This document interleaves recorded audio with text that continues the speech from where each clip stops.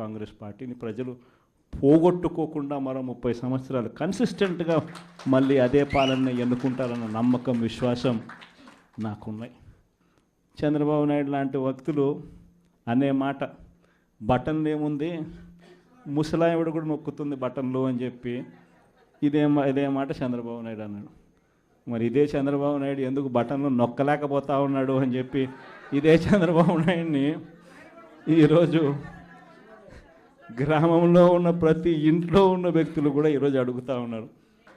మరి ఈరోజు ఏమంటా ఉన్నాడు, ఎంత మొహమాటం లేకుండా, ఎంత నిస్సిగ్గుగా ఏమంటా ఉన్నాడు, రహస్యం ఏదైనా ఉంటే చెవిలో చెప్పు అంటాడు.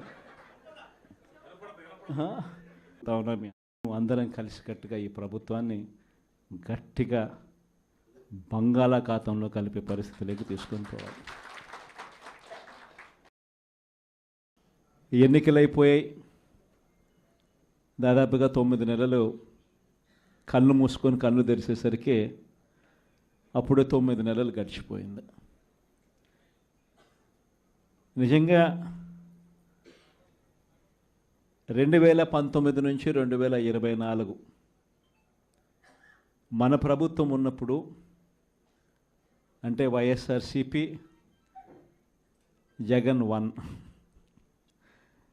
పరిపాలన ఉన్నప్పుడు మనమంతా కూడా ఆ 5 ఏళ్ళు చరిత్రలో ఎప్పుడు చూడని విధంగా, ఇంతకుముందు ఎప్పుడైనా ఇది సాధ్యమేనా అని అనుకునే పరిస్థితి నుంచి కాదు, లేదు, ఇది సాధ్యం అవుతుంది అని చెప్పి చరిత్ర మార్చిన పాలన చూపించగలిగిన పాలన ఎక్కడైనా జరిగింది అని అంటే అది వైఎస్ఆర్ కాంగ్రెస్ పార్టీ పాలనలోనే మాత్రమే జరిగిందని చెప్తాను.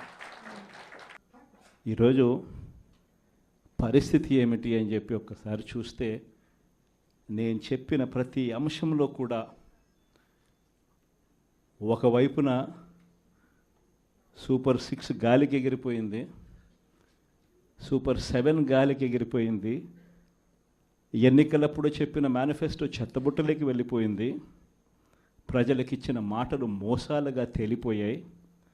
మరోవైపున వ్యవస్థలన్నీ కూడా, ఇప్పుడు నేను చెప్పిన వ్యవస్థలన్నీ కూడా, విద్య, వైద్యం, వ్యవసాయం, గవర్నెన్స్, అన్ని వ్యవస్థలు కూడా తిరోగమనంలో కనిపిస్తూ ఉన్నాయి. కేవలం ఒకే ఒక వ్యక్తి మారాడు ముఖ్యమంత్రి, ఒకే ఒక పార్టీ మారింది, వైఎస్ఆర్సీపీ పక్కకు పోయి టీడీపీ వచ్చింది, తేడా అంతే.